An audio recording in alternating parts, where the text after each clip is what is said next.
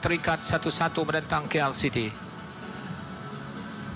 Mereka sudah pun bergerak ke padang, didahului oleh pengadil perlawanan pada malam ini, pengadil yang berpengalaman Suhazi Syukri. Sudah pun bermula tiupan whistle untuk separuh masa yang pertama saingan Liga Super perlawanan yang ke-10.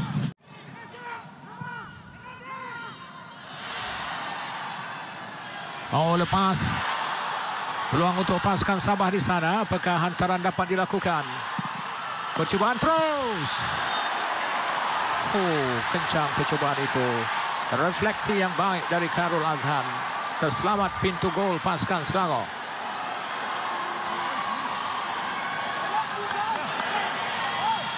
Kemampuan kaki kiri yang dimiliki oleh pemain ini berjaya untuk memasuk ketika ada dua bantuan telah pun sampai dalam kotak penalti, tetapi dia memilih untuk melakukan rembatan terus ke arah pintu gol yang akhirnya berjaya diselamatkan.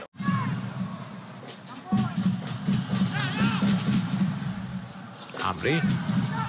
Oh, satu hantaran cantik untuk Azizan. Sam sudah pun membuka ruang di sana. Bagaimana Azizan? Dia memiliki peluang. Oh, sayang.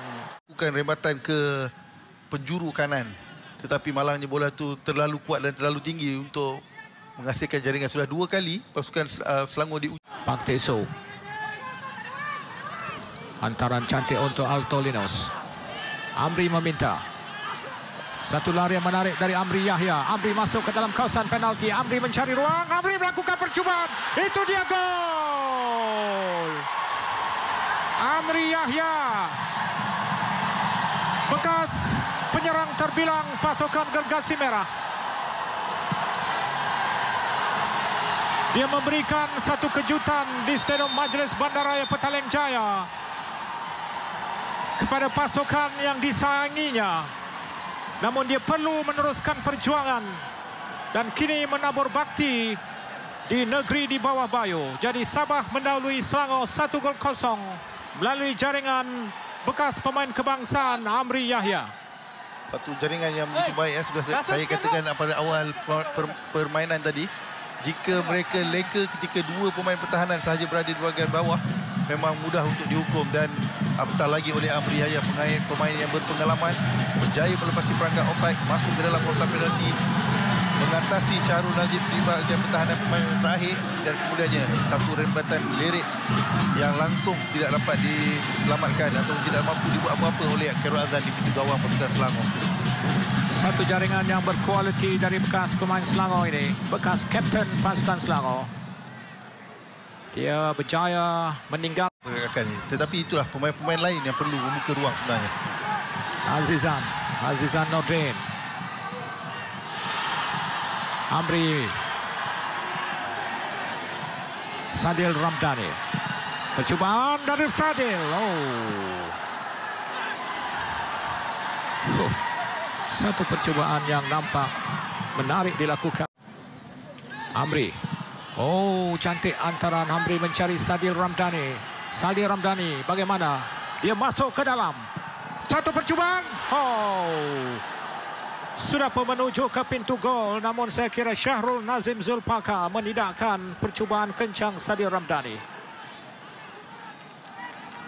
Satu larian yang begitu berani daripada Sadil Ramdhani berjaya menewaskan Jordan Ayumbila, dan satu crossing drive yang masuk ke bahagian tengah pintu gol, tetapi malangnya dua pemain yang berada di situ tidak dapat membaca hantaran yang cuba dilakukan. Asia Tenggara itu pada pelana malam ini. Jordan Ayumbila. Oh, lepas Jordan Ayumbila. Hantaran ke bawah dikeluarkan oleh Rito Metraweski, kapten Sabah. Selangor semakin memberikan tekanan. Bukhairi. Nur Hakim. Satu hantaran Nur Hakim, Ifadayo, gol. Ifadayo menyudahkan hantaran lintang yang dilakukan oleh pemain gantian Nur Hakim Hassan. Bergemuruh semula Stadium MBPJ di Kelana Jaya. Ayo, Ifadayo membakar semangat penyokong-penyokong pasukan Gergasi Merah dengan gol penyamaan itu. Selangor sudah pun menyamakan kedudukan melalui Ifadayo Olusungkun. Satu kesilapan saya kira di sini ya. Ketika Rozaimi Rahim sepatutnya dia melakukan tepisan yang lebih kuat atau cuba untuk mengeluarkan bola itu jika tidak mampu untuk menangkap. Tapi satu tampanan yang begitu lemah yang akhirnya jatuh betul-betul ke depan kaki Ifadayo untuk menghasilkan jaringan ke-8-nya musim ini.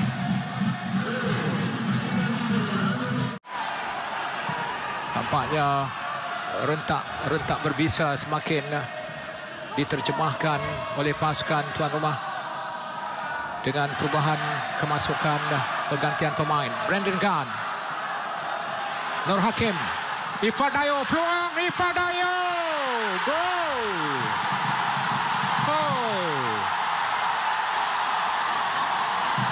Ifadayo menggabatkan Stadium Majlis Bandaraya Petaling Jaya di Kelana Jaya untuk jaringan gol kedua Selangor, jaringan pribadi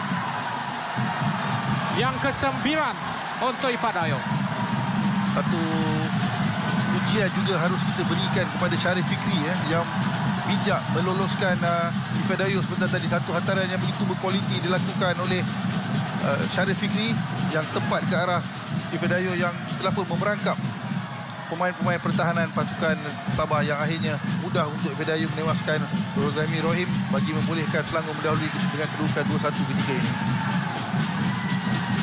Syarif Fikri, striker kebangsaan, masuk selaku pemain gantian.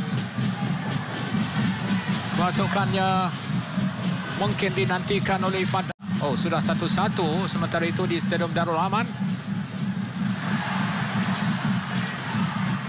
Syaril, Nur Hakim kembali untuk Syaril Fikri, untuk Ifadayo. Ifadayo mencari ruang membuka di sebelah tepi Mokhari Ajmal.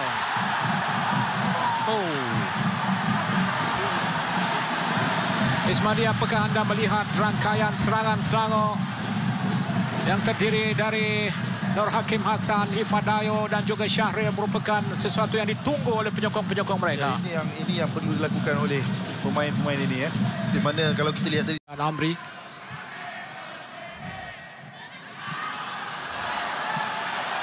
Syaril Fikri. Peluang. Apakah gol itu diterima? Tidak. Sepakan percuma diberikan untuk Selangor. Pemain-pemain Selangor tidak berpuas hati dan Suhaizi meluru mendapati penerong pengadil 2 Muhammad Syafiq Ahmad Said untuk mendapatkan situasi. Sekira dia adalah Raja Padang, pengadil berbaju hitam. Pemain-pemain perlu menghormati keputusan, sebarang keputusan. Mungkin juga kedudukan Hakim Hassan juga telah pun berada dalam kedudukan offside. Tadi 2-3 kali dia melakukan safety first tidak bermain secara fancy di bahagian pertahanan. Maxus Musa. Bagaimana keputusan pengadil? Tidak ada sepakan penalti, sepakan penjuru. Dani sepakan penjuru Sabah. Hantaran ke bahagian far post, tandukan gol. Satu tandukan yang menggamamkan penyokong ataupun pemain-pemain pasukan Selangor di sana dari Bobby Gonzales. Berpunca dari sepakan penjuru Sadir Ramdhani.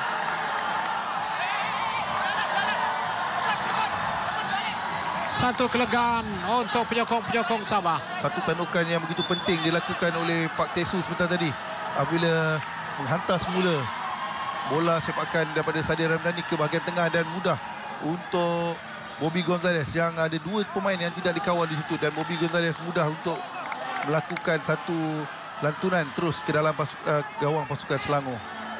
Tandukan yang mencecah bumbung gawang gol Selangor dari bekas. Safwan pantas mencari Ifadayo.